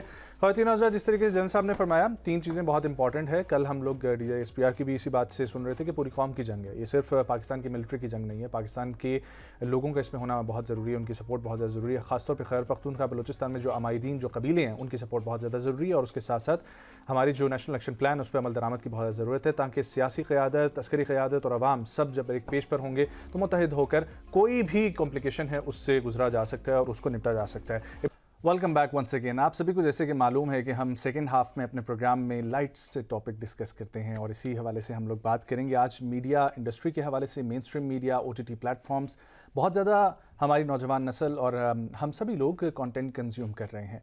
वो जो कंटेंट हम कंज्यूम कर रहे हैं ड्रामे की शक्ल में, फिल्म की शक्ल में, किसी सीरीज़ की शक्ल में, या हम शॉर्ट वीडियोस, कुछ भी हम लोग जो देख रहे हैं, उसमें एक पर्पस होना चाहिए। जो मीडिया का पर्पस था वो इंटरटेनमेंट के साथ साथ एजुकेशन भी है। सो आज की इंडस्ट्री क्या एजुकेशन के मयार को, तालीम व तरबियत को फोकस करती है, और ये हमारा कमर्शियल कॉन्सेप्ट जो है फिल्म का, ये किस हद तक जो है इस चीज़ को ऑडियंस की फुलफ़िल करता है, इसके ऊपर हम बात करेंगे। और इसके साथ साथ जिस शख्सियत से हम लोग बात करेंगे वो ख़ुद एक अदाकार हैं और उनका कॉर्पोरेट की दुनिया से भी ताल्लुक़ है, लेकिन अदाकारी के हवाले से आज उनसे जानेंगे कि उनके सफ़र का कैसे आगाज़ हुआ और वो कौन सा किरदार निभाना चाहते हैं, कौन से किरदार निभा चुके हैं, उनको पाकिस्तानी इंडस्ट्री को देखकर ये जो कंटेंट बन रहा है और जो नए बच्चे आ रहे हैं और इसकी तरफ जो रुझान ऑडियंस का बढ़ रहा है और पाकिस्तान में जो इंटरटेनमेंट की इंडस्ट्री बूम पकड़ सकती है और ये जो गैप है इसमें किन किन चीज़ों की भी फुलफिलमेंट होनी चाहिए, इन तमाम चीज़ों के ऊपर बात करने के लिए हमारे साथ मौजूद हैं जनाब आसिम शाह काका खेल साहब। अस्सलाम वालेकुम आसिम भाई। वालेकुम अस्सलाम। Good morning, thank you for joining. Thank you so much for inviting me. Well Asim भाई और मैं एक दूसरे को जानते हैं पिछले 3-4 साल से और हमने एक ड्रामा सीरियल ऐसा भी किया जिसमें मेरे वालिद का किरदार जो थे वो आसिम भाई निभा रहे थे। सो आसिम भाई, पाकिस्तानी इंडस्ट्री, आपने एक दफ़ा बताया था कि आपकी बेटी को कास्ट करने के लिए एक निजी टेलीविज़न ने बुलाया था, प्रोडक्शन हाउस ने, और वहां से किधर आपकी कनेक्टिविटी हुई थी। तो एक दफ़ा दोबारा हमारे नाज़रीन के लिए बताइएगा कि आपका सफ़र कैसे आगाज़ हुआ अपनी life story, how you began with this, because आप एक बिल्कुल कॉर्पोरेट की जो है वो अपना बिजनेस रन कर रहे हैं, इसी तरीके से था। प्लीज़। बस असल में होता यह है कि जो कुछ आपके नसीब में होता है वो आपको पता नहीं होता कि किस टाइम पे ज़िंदगी कौन सा मोड़ ले ले और आपको किस तरफ ले जाए। तो मेरी बेटी को सिलेक्ट किया गया था एज अ चाइल्ड स्टार एक ड्रामा में, तो उनके साथ फिर आना जाना हो रहा। और चूँकि हम बच्चों को किसी और के सुपुर्द नहीं करते, हमारी कोशिश ये होती है कि जहाँ पे भी बच्चे हों वहाँ पे हम अपनी सुपरविजन में उनको रखें। अब तो खैर माशाल्लाह से वो बड़े हो गए, ठीक है। तो उस वक्त वो छोटी थी, तकरीबन कोई 8-9 साल की थी। तो बस उसके साथ फिर आना जाना शुरू हुआ और काफ़ी टाइम लगता है, चूँकि सुबह 10 बजे हम लोग जाते थे, कभी रात को 12 बजे आ रहे हैं, कभी हम 2 बजे आ रहे हैं रात को वापस। तो उस दौरान ज़ाहिर है फिर प्रोडक्शन टीम के साथ, डायरेक्टर्स के साथ, सबके साथ आपका एक इंटरेक्शन शुरू हो जाता है। तो उन्होंने कहा कि यार ये जो आपका हुलिया है और ये जो आपकी आवाज़ है और जो आपका जो है ना पर्सोना, ये हमारे कुछ रोल्स हैं उनके लिए बड़ा सूटेबल है, तो अगर आप चाहें तो हम आपको वो कर सकते हैं। ठीक है। मैंने कहा यार मैंने कभी ज़िंदगी में किया ही नहीं है, I don't know I could do it, I mean मैंने कभी एक्सपेरिमेंट भी नहीं किया। तो चले, ज़िंदगी में कभी ख्वाहिश होती है इंसान की कि जी हम स्क्रीन पे आएँ ये वो, लेकिन वो कहीं कोई दबी हुई ख्वाहिश थी जो कभी उसके बारे में सोचा भी उभर के सामने भी नहीं आ सके। तो बस जब उन्होंने कहा कि जी ये वो, मैंने कहा मैंने कभी नहीं किया। Look at you, you look so good on screen. माशाल्लाह। बस फिर उन्होंने कहा कि जी इस तरह से ये बड़ा आसान सा काम है आपके लिए, आपको पता नहीं है, हमें पता है कि आप कर लेंगे। ओके। तो फिर जाहिर है मतलब आपको खुद पे इतना कॉन्फिडेंस नहीं था, लेकिन उनको आप पे था। हाँ जी, हमेशा ये होता है लोगों को, myself. हाँ जी, लोगों को होता है कि मैं काम करूं, स्क्रीन पे आऊं, मैं ड्रामा में काम करूं, लेकिन आपको नहीं था, उनको आप पे था कि आप कर लेंगे। और ये सारा इतना एफर्टलेस हुआ है और आप यकीन करें कि मुझे बिल्कुल भी कोई मुश्किल नहीं पेश आई। That's impressive. वो जब उन्होंने स्क्रिप्ट सामने रखा तो बड़ा इजी सा था, उसको अपने तरीके से मैंने बोलना शुरू कर दिया कि अगर मैं ऐसी सिचुएशन में होता तो मैं क्या करता। सो बस वहाँ से आपने बाकायदा इसके लिए कोई ट्रेनिंग नहीं ली? जैसे लोग कहते हैं एकेडमी में जाना पड़ता है जी, ट्रेनिंग्स लेनी पड़ती है, टाइम नहीं था। आपको इवन खड़े होने की भी बताना पड़ता है, कितने स्टेप्स आगे जाना, ये नहीं, आपने बस जो है तो उसको अपने तरीके से डालने की कोशिश। नहीं, असल में कोई इस तरह का मुश्किल सीन भी नहीं था। थोड़ा सा वो डांट डपट वाला था पहला जो था इंटरेक्शन मेरा, तो वो वैसे भी कोई इतनी मुश्किल बात नहीं है। जब आपके बच्चे हों तो फिर खुद ही आ जाती है। और अभी जो पामाल है इनको अगर आप देखें तो आई वॉज फॉर्चुनेट इनफ कि मैं इस तरह के प्रोजेक्ट्स का हिस्सा बना, जिसमें मेरी पर्सनल कोई वो मेहनत शामिल नहीं है। मुझे ये बताएं एक और चीज़ कि क्योंकि अब जब हम बात करते हैं, बहुत सारे लोग हमें ऐसे भी सुन रहे हैं जो इस इंडस्ट्री की तरफ आना चाहते हैं, बट हमारी ऑफ एयर भी ये बात हुई थी जिसमें आपने कहा कि एक तो ब्रेड एंड बटर एक्टिंग को नहीं बनाना चाहिए, ये भी एक वाजिया करें कि ये जो है ना वो ये नहीं है कि आप आते साथ, और जब आप नहीं बनाते तो उससे फ़ायदा आपको ये होता है, जिस तरीके से आप खुद भी बताते हैं कि आप अपने प्रोजेक्ट्स की सिलेक्शन जो है ना वो करते हैं उसके स्क्रिप्ट की बुनियाद पे और आपको जो कैरेक्टर ऑफर किया जा रहा है उसकी बुनियाद पे। प्लीज़ उसमें चूँकि देखें सोसाइटी पे एक इम्पैक्ट तो क्रिएट होता है मीडिया के थ्रू, इनडायरेक्ट होता है लेकिन बड़ा इम्पॉर्टेंट और बड़ा सटल इफ़ेक्ट है।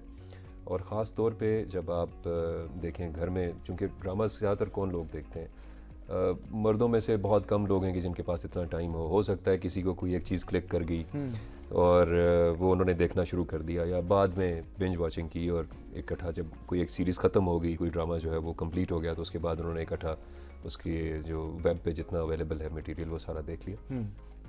लेकिन वो रेयर केसेस में, ज़्यादातर जो ड्रामास देखे जाते हैं वो एक हमारा लोअर मिडिल क्लास वो लोग देखते हैं जिनके पास शाम के बाद टाइम होता है, या फिर ख़वातीन होती हैं कि जो दिन में रिपीट टेलीकास्ट पे या वेब पे जो भी उनको अवेलेबल है वो देख रही होती हैं। अब वो अपने कुछ काम भी कर रही हैं और साथ में वो भी देख रही हैं। बिल्कुल। अब वहाँ पे जो सटल मैसेजेस हैं जो आपके सबकॉन्शियस में जाके रजिस्टर हो जाते हैं वो बड़े इंपॉर्टेंट हैं, और वो हमेशा मेरी ख्वाहिश ये होती है, कोशिश भी ये होती है कि हम उसको अच्छा रखें, उसको पॉजिटिव रखें, क्योंकि इंसान को जो चीज़ फीड इन हो रही है ना कहीं से, आपके पास मोबाइल फ़ोन में आपके पास रील्स आ रही हैं, डिफरेंट वीडियोस आ रही हैं, जो भी कंटेंट आप देखते हैं उसका एक एल्गोरिदम सेट हो जाता है आपके लिए, और उसी से मिलता जुलता कंटेंट आपकी तरफ आना शुरू हो जाता है। जब वो एक दफ़ा एक महीने तक आप मुसलसल एक तरह की बातें सुनते रहेंगे तो समहाउ आपका सबकॉन्शियस जो है ना उसको रजिस्टर कर लेता है, ब्रेन वॉशिंग स्टार्ट हो जाती है, आपकी ओपिनियन में मैनिपुलेट करते हैं ये लोग, आपकी सोच पे मैनिपुलेट करते हैं इस तरह से। तो ये वाली जो चीज़ें हैं इनको अक्सर लोग इनको इग्नोर करते हैं, लेकिन इनको इग्नोर नहीं करना चाहिए। जो कंटेंट आप बना रहे हैं, जो कंटेंट आप दिखा रहे हैं, उसमें हमेशा कहीं ना कहीं कुछ ना कुछ स्ट्रांगली इन्फोर्स्ड पॉजिटिविटी होनी चाहिए, जो हमारी सोसाइटी के लिए इस वक्त बड़ी ज़रूरी है। डेफिनेटली। अगर हम लोग इसमें ये इन्फोर्समेंट नहीं करेंगे तो हम शायद बहुत पीछे रह जाएंगे, और जो नेगेटिव साइड है वो तो कंटिन्यूअस है, उसमें तो वो अनथक मेहनत चल रही है उनकी। अच्छा, एक तरह से ये ड्रामा इंडस्ट्री भी हमारी मुआशरे की अक्कासी करती है, बहुत सारे हमारे इश्यूज होते हैं जिनको एक प्लेटफॉर्म मुहैया किया जाता है ड्रामा के थ्रू। सो ये बताइए कि एक एक्टर को किन बुनियादों पे अपने स्क्रिप्ट का जो है वो इंतखाब करना चाहिए, कि उसमें क्या क्या चीज़ें हों, उसके कंटेंट किस तरह हो, उसका किरदार किस तरह हो, फिर मनफी किरदारों से कितना इफेक्ट होती है हमारी ऑडियंस। अब आजकल अगर आप होती है, हाँ बहुत ज्यादा होती है। इवन अच्छा भला इंसान होगा, अगर वो नेगेटिव उसने कैरेक्टर किया तो लोग उसको नेगेटिव ही समझ लेते हैं। मेरे अगर साथ ये इस हुआ हद है। तक होता है। बताएं प्लीज। मेरे साथ ये हुआ है, फिर उसका मैंने एक अल्टरनेटिव फार्मूला मैंने अपने लिए निकाला, बचत का जो होता है ना। जी जी प्लीज। परिजाद में जो मेरा रोल था वो बड़ा नेगेटिव था। ठीक। सिलेक्शन की जो आपने बात की उसमें मैं ये बात कहना चाहूँगा आपसे कि जब आप रोल सिलेक्ट करते हैं तो उसमें आप ये देख रहे होते हैं कि एज एन एक्टर आपको स्क्रीन टाइम कितना मिल रहा है, और आपका जो कैरेक्टर है उसका इम्पैक्ट क्या जा रहा है ऑन योर पर्सनल साइड। लेकिन उसकी दूसरी साइड को लोग इग्नोर कर देते हैं कि जो सोसाइटी के ऊपर जो सोसाइटी पे क्या हो रहा है। बहुत सारे ऐसे लोग हैं कि दूसरे की मजबूरी का फ़ायदा उठाते हैं, या तो कुछ ना कुछ इस तरह की चीज़ें करते हैं, तो वो ज़ाहिर एक नेगेटिव एलिमेंट दिखाना तो है आपने।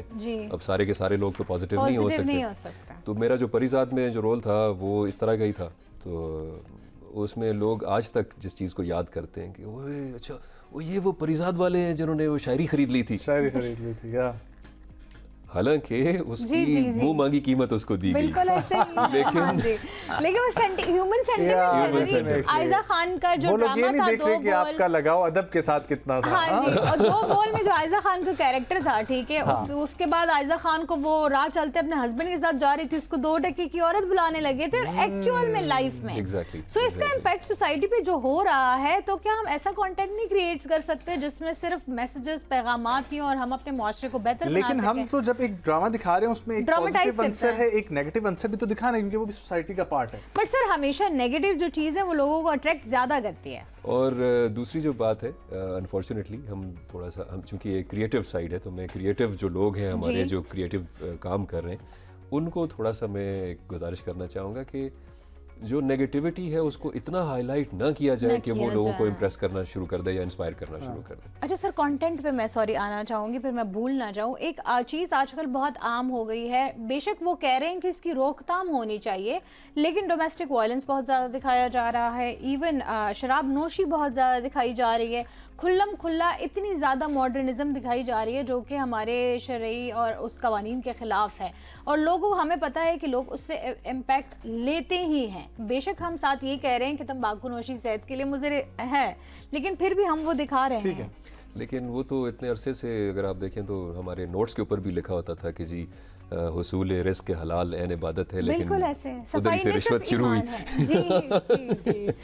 तो वही नोट जो है वो रिश्वत में जाते थे, उनके ऊपर लिखा होता था रिज़्क़ हालाल। कॉन्सेप्ट हो गया कि मॉडर्न सफाई रस्तीमान जहाँ लिखा होता है वहीं पे सबसे आज भी तमाम तर चीज़ों के फैसले कायदे आज़म खुद करते हैं, तो एग्जैक्टली वही जो इनडायरेक्ट रेफरेंस है। सो ये जो आपने बात की है एग्जैक्टली होता ये है असल में कि नेगेटिव इम्पैक्ट आता है ज़रूर, लेकिन उसकी नेगेटिविटी को थोड़ा सा आप माइल्ड कर सकते हैं अपनी क्रिएटिविटी के साथ।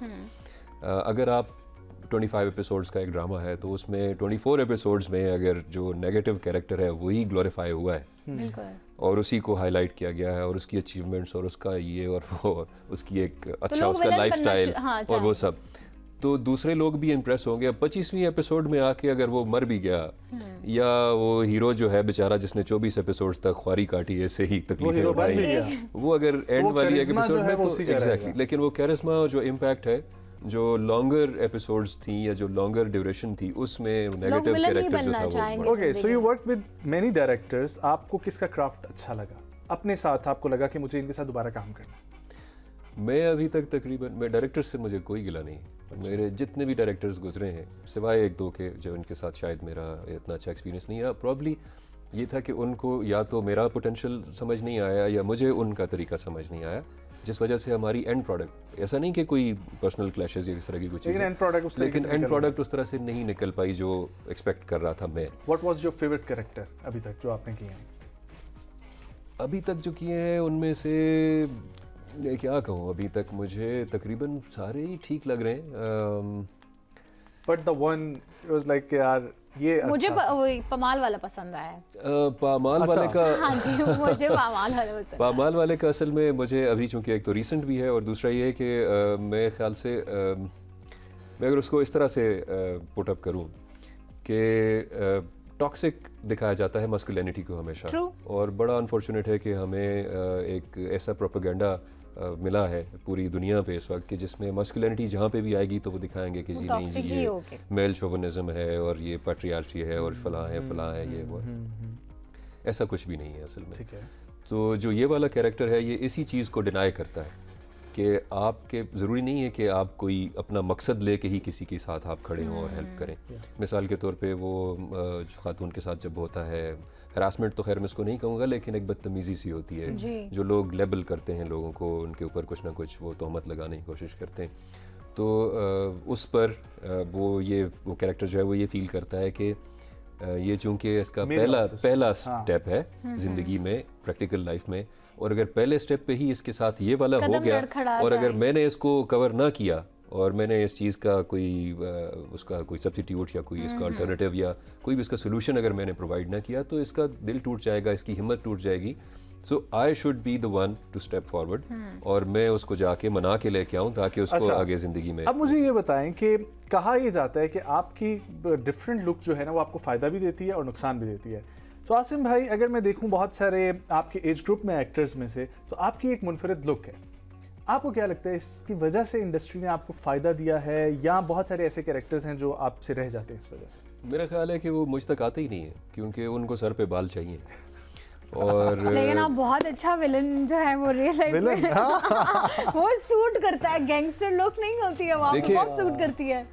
हेड शेव करने से गैंगस्टर कैसे हो गया बंदा? ये मैं अब इस बताएं, चीज़ की एक मुझे please। समझ नहीं आई। क्या शेव करना है? हेड शेव। हेड शेव किया और आप नहीं, गैंगस्टर हो आई गए। Don't think so, it's a big deal. आपको एक हाथ में जो है वो सिगरेट पकड़ा दें तो बस जी आपसे बड़ा गुंडे कोई नहीं है। आजकल हमारे गुंडे को कॉन्सेप्ट ही यही है सर जी के हमारे जो गैंगस्टर लुक्स है ना वो उन्होंने लेदर जैकेट्स पहनी होंगी, सिगरेट तो उन्होंने जरूर ही लगाया मैं होगा। सिगरेट नहीं पीता। हाँ नहीं, ठीक है, वो लग रहा मैं है। वो लेदर जैकेट्स भी नहीं नहीं पहनते पहनता, हैं। ना ही मैं उस तरह की कोई वो उस तरह But की your aura dressing is करता like हूँ। when you know बहुत टॉल है माशाल्लाह से आप, और आपकी जो पर्सनालिटी वाइज आपकी आवाज़ रोबदार है, उस वजह से मुझे लगा आपकी गैंगस्टर लुक बहुत अच्छा लगेगा। अच्छा हाँ, स्क्रीन पे मेरे साथ ये चीज़ें सूट करेंगी जी। लेकिन उतना ही अगर मैं उसको पॉजिटिव साइड पे लेके जाऊँ तो जाती पॉजिटिव है। ही जाती जाती है। है। मिसाल के तौर पे दुनियापुर में या पहला मेरा जो था वो पॉजिटिव था, जब मेरे बेटे को मार दिया गया तो फिर मैं जी, नेगेटिव हो गया। जी या लुक तो सेम थी, बिल्कुल ऐसे ही है। पहला जो था उसकी बॉडी लैंग्वेज ही चेंज थी, वो हम्बल था, वो लुक एट दिस ना, submissive ये था। क्या था?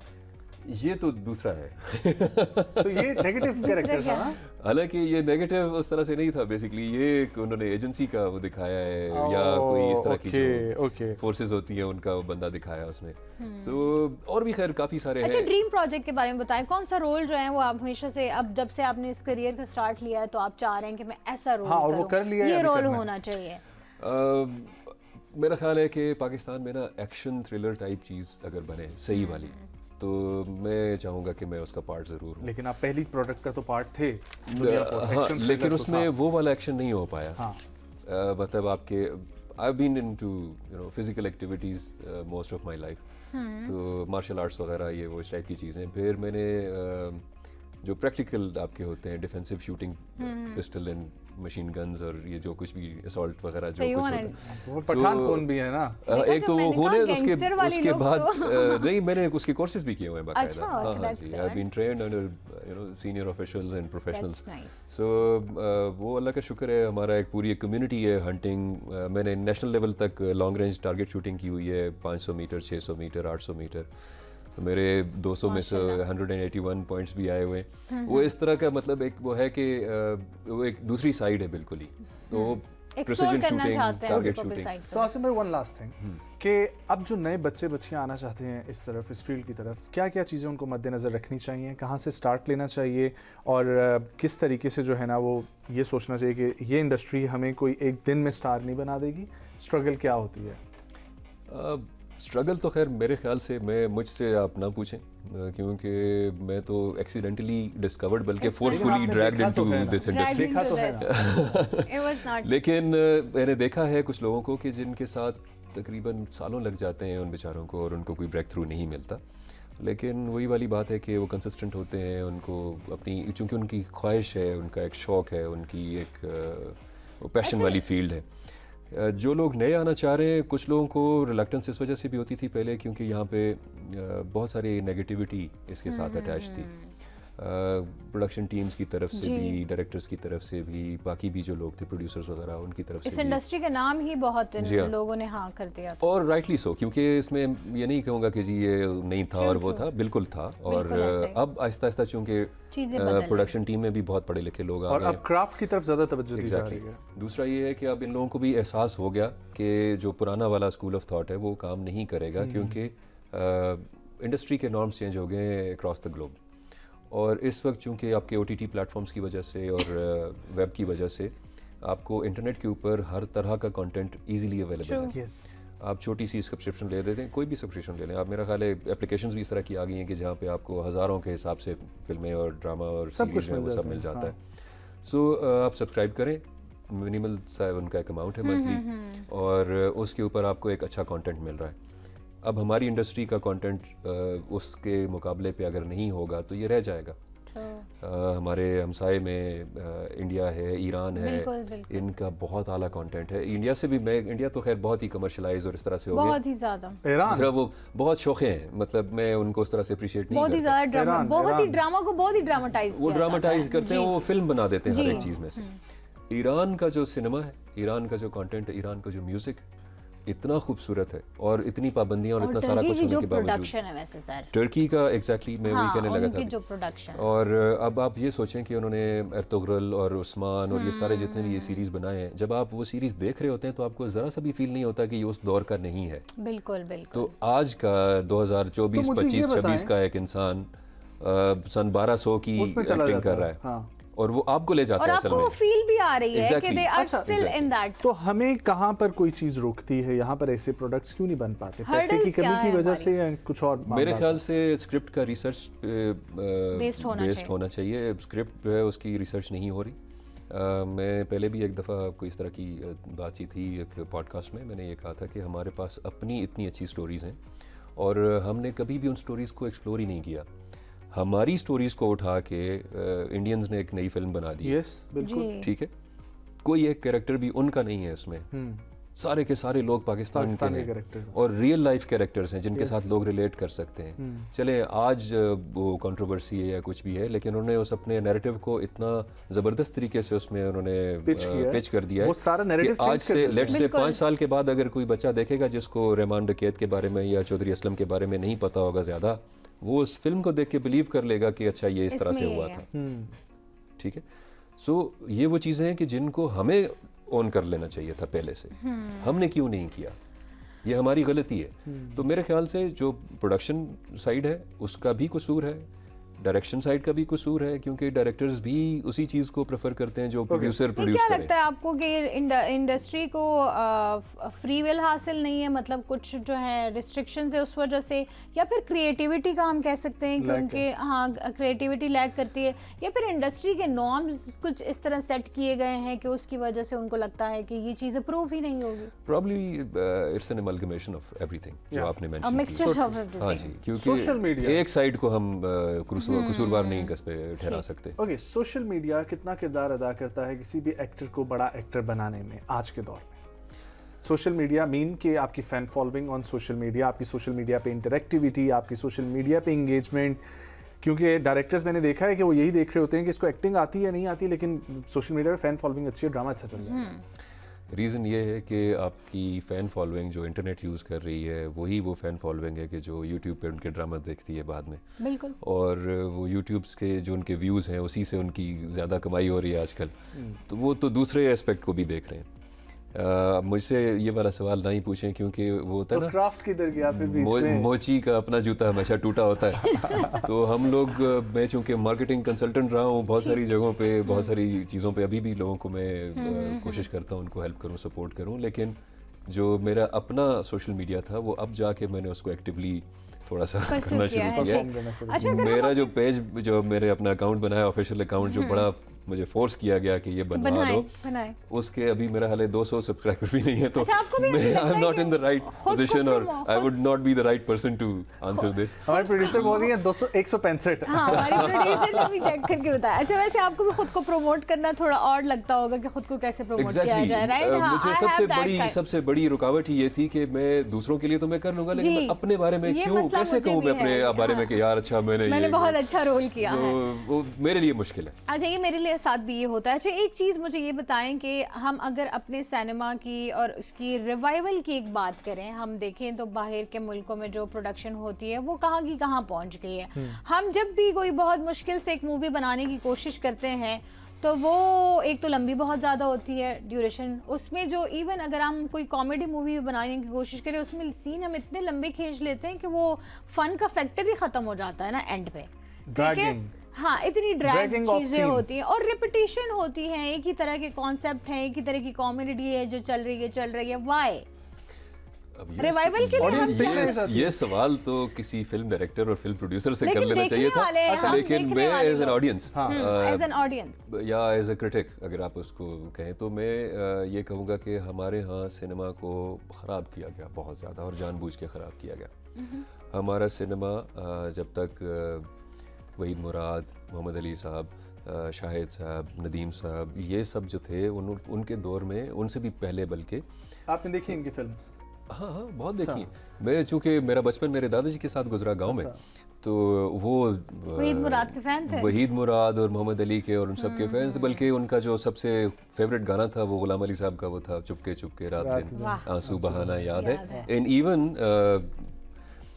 ऑन हिज डेथ बेड कि जब उनका कभी होता था ना आखिरी दिनों में, जो कुछ उनके थे कुछ महीने उनकी डेथ से पहले, तो वो अक्सर दोपहर को ना धूप में लेट के सर्दी की धूप भी एंजॉय करते थे और साथ में ये गाना सुनते थे, लुत्फ उठाते थे। तो उस तरह से मेरा उनके साथ थोड़ा बहुत एक इंटरेक्शन तो रहा। पुराने जो लोग बीच में जब आ गया ना ये गुजरदा खड़ाक, तो ये फलाना, उसने आके हमें तबाही के उस दहाने पे ला के खड़ा कर दिया कि जहाँ पर इंडस्ट्री में एक्टिंग खत्म हो गई और बस वो एक हल्ला गुल्ला और शोर शराबा। शोएब मंसूर साहब की फिल्म्स खासतौर पे खुदा के लिए और बोल जैसी फिल्म्स पाकिस्तान में ज़्यादा से ज़्यादा बननी चाहिए जो एक्चुअली मैसेज कन्वेइंग है। आपने ये दोनों फिल्म्स देखी हैं? मैंने ना सिर्फ देखी हैं बल्कि शोएब साहब ने मुझे अपनी एक फिल्म में कास्ट भी किया। अच्छा। और वो फिल्म अभी बंद हुई भी है, उसके ऊपर पाबंदी है। मुझे नहीं पता कि उसके पीछे क्या रीजंस हैं, लेकिन हालांकि वो बड़ी जेन्युइन स्टोरी है। ये अभिनंदन वाला जो वाकया था उसके ऊपर है। एयरफोर्स का जो पूरा रोल है उसमें। नहीं, मैं अभिनंदन नहीं था, लेकिन जो अभिनंदन हमने ढूंढा था वो भी बड़ा आला था। मेरा जो रोल है वो विंग कमांडर नुमान अली खान का है, क्योंकि उनके भी माशाल्लाह से मेरी तरह सर पे बाल। अच्छा, जो हमारे यहाँ पे कमर्शियल फिल्म्स बनी है, जवानी फिर नियानी टाइप की या पंजाब ड्रामा से, मेरा ख्याल है शायद फिल्म तो इसको कहना ही नहीं चाहिए। लाहौर से पता नहीं कहां तक, फलाने से कहां तक। हाँ, अच्छा, मौला जट के बारे में आप क्या कहेंगे? पिछले 5 साल तक इसको यार मैंने अभी नहीं देखी, उम्रो यार वाज अ गुड मूवी। अच्छा नहीं मैंने नहीं देखी, मुझे मौका नहीं मिल सका। और ये जो है मौला जट, ये मैंने देखी है और 2 दफ़ा देखी है। वो एक मटेरियल है जी, कि जो मैंने सिनेमा भी मटेरियल है, जो दो बार आपको देखी है। पता चलता है कि वाकई आप कोई फिल्म देख रहे कुछ Okay. देख रहे हैं। आपकी industry, media industry, is it a money making industry? हो। It is not for actors. Not for actors. What do you mean not for actors? मेहनत आप करें फिर क्या? हाउ? तो फिर किन लोगों के लिए है? सारी मेहनत तो आप कर रहे हैं, एक्टर्स कर रहे हैं। ऑडियंस को तो लगता है कि एक्टर्स जो है वो बहुत ज्यादा पैसा कमाते हैं। हाँ, ये तो लोगों का नहीं कमाते हैं, misconception तो कमाते दूर हैं, करें लेकिन जरा। फिलहाल हम जैसे लोग जो अभी उस पोजीशन पे नहीं पहुंचे वो नहीं कमा पा रहे, लेकिन बाकी लोग कमाते हैं। वैसे ये industry में वैसे। प्रोडक्शन टीम्स को ज़्यादा ज़ाहिर है उसमें फ़ायदा होता है, आपका जो चैनल है उसको फ़ायदा होता है, क्योंकि आप असल में तो आप मार्केटिंग से वो कर रहे हैं ना, आप उसमें जो कमर्शियल टाइम सेल कर रहे होते हैं उस ऑन एयर होने के दौरान, फिर उसके बाद आप उसको यूट्यूब पे वो कर रहे हैं, बिलियंस में लोग कमा रहे हैं, लेकिन जो आर्टिस्ट है उसको वो शेयर नहीं, जो उसका फेयर शेयर है वो नहीं मिल रहा। वैसे ही उनकी वेजेस उन्होंने बहुत कम रखी हुई हैं। मैं अपनी बात नहीं करूंगा। अच्छा, इसमें एक और चीज़ है, आप लोगों को ड्रामा की एक्टिंग के पैसे तो मिलते हैं, लेकिन अगर कोई ड्रामा सपोज हिट होता है तो आप लोग का कोई कमीशन बेस्ड सिस्टम होता है कि सपोज ये हिट अल्लाह गया है करे तो आप ऐसा लोगों होता का होता। ऐसे बोनस मिलेगा कि अल्लाह करे मे ऐसा बी द होल होता। कम्युनिटी विशेस, लेकिन इट्स अ विशफुल थिंकिंग, अभी तक ऐसा हुआ नहीं है और ना ही अच्छा, मतलब आप वाहिद हैं कि जिन्होंने शायद ये बात की है, सोची भी बाकी लोग इस बारे में शायद सोचते नहीं, ये भी तो नहीं और बड़ी सोचना गलत बात चाहेंगे है। भी नहीं। होना तो चाहिए कि अगर सपोज आप रॉयल्टी लोगों ने- मिलनी बाकी चाहिए। क्योंकि दुनिया में हाँ, royalty मेहनत होती आप है। लोगों की जी होती है, हाँ। जो रंग लाती है, परफॉर्मेंस आप लोगों की होती है, और वो जितनी परफॉर्मेंस सोचे आपके में परिजात के पैसे आज भी आ रहे होते हैं।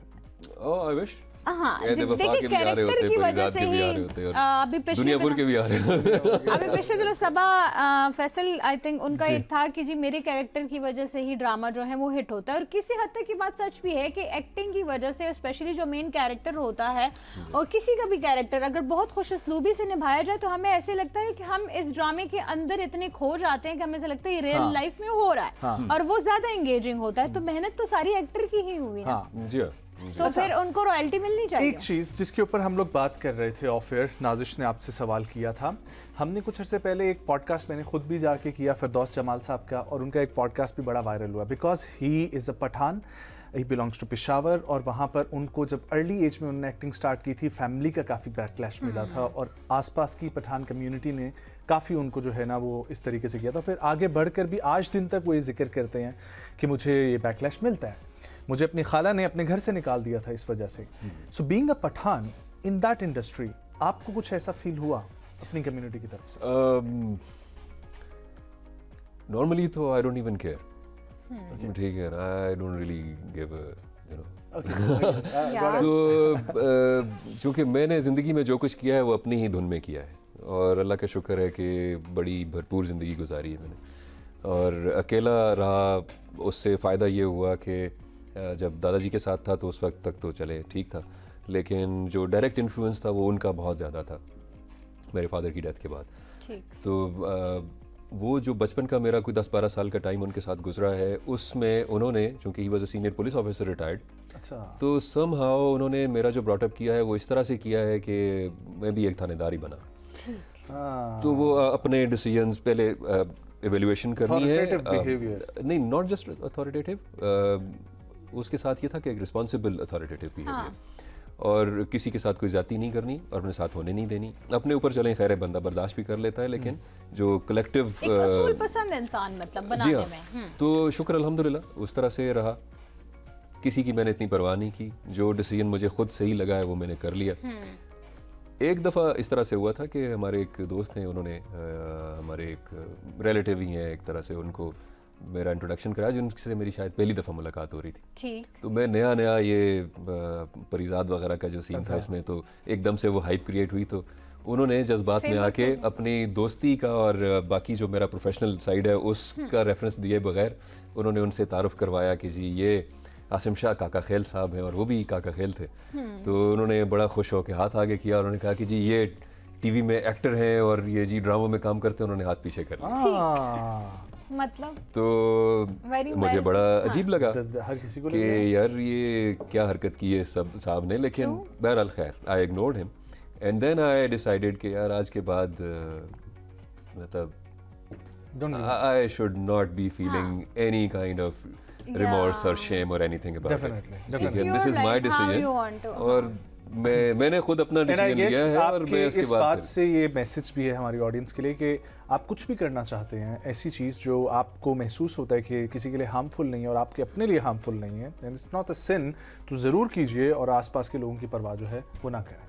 वेल, बहुत शुक्रिया आसिम भाई फॉर कमिंग, बहुत अच्छा लगा आपसे गपशप लगा के, एंड वी होप कि जो हमारी उम्मीदें हैं इस इंडस्ट्री के साथ वो पूरी हों और इस इंडस्ट्री में, एंटरटेनमेंट इंडस्ट्री, वो इंडस्ट्री बने कि मैसेज कन्वे हो ऑन लार्ज स्केल, पाकिस्तान का नैरेटिव प्रमोट हो, हमारा कल्चर प्रमोट हो और एक अच्छी इंडस्ट्री जो है ना वो पाकिस्तान के सामने आए। आमीन इंशाल्लाह। Thank you so much for coming. Thank you so much. History segment की तरफ हम लोग बढ़ते हैं और लास्ट में आपको बताएं कि ये भी एक एक्टर के हवाले से ही है। 7 जनवरी है आज और 7 जनवरी 1964 को, 1964 को कैलिफोर्निया अमेरिका में पैदा हुई हैं निकोलसन केज। और Nicholson Cage one of the very beautiful actress in Hollywood, और वो मशहूर फिल्म साज ख़ानदान से ख़ुद भी ताल्लुक़ रखती थी। उनके फैमिली में ऑलरेडी हॉलीवुड में लोग थे, लेकिन उन्होंने एक अपनी अलग से जो है वो पहचान बनाई है। उनकी फिल्म्स जो हैं थ्रिलिंग होती हैं और जिस हवाले से वो फैंटेसी क्रिएट करती हैं, सो बहुत अच्छा लगता है। अदाकारी के जौहर दिखाती हैं, तो हर इंसान को जो है वो एक उस कैरेक्टर से मुंसलिक होने की कोशिश करता है, जैसे उनकी कहानी हो, उनके आसपास की कहानी हो। और उनकी एक्टिंग स्किल से हमेशा हमें ये वो मिलता है, पैगाम मिलता है कि अगर इंसान अपनी उससे काम से मोहब्बत करे, लगन करे, उसको सिर्फ काम समझ के ना करें, तो वो बहुत अच्छा पॉजिटिव इम्पैक्ट छोड़ती है सोसाइटी पर। और जैसे कि हम इस लास्ट सेगमेंट में भी यही बात कर रहे थे कि हमारी जो बेसिकली हम जो देखते हैं स्क्रीन्स पर, चाहे वो सोशल मीडिया पे हो, चाहे वो ड्रामों की शक्ल में हो, चाहे वो प्रोग्राम्स की शक्ल में हो, लेकिन वो हमारी सोसाइटी पे एक इफ़ेक्ट ज़रूर डालती हैं, एक असर ज़रूर डालती हैं। और कोशिश ये करनी चाहिए कि वो असर हमेशा मजबूत हो, पॉजिटिव हो, क्योंकि नरेटिव बिल्डिंग जो है वो इस मीडिया का काम है। अगर नरेटिव बिल्डिंग अच्छे से की जाए, पॉजिटिव तरीके से की जाए, तो मुल्क संवर सकता है। एग्जैक्टली जी। Well, will take a leave. Feedback ज़रूर शेयर कीजिएगा। प्रोग्राम का मुलाकात होगी आप लोगों से कल। अपना बहुत सारा ख्याल रखें। मुझे और नाज़िश खटक को दीजिए इजाज़त। अल्लाह ने के बाद। अल्लाह हाफ़िज़। बहुत सारा ख्याल रखें। Bye bye.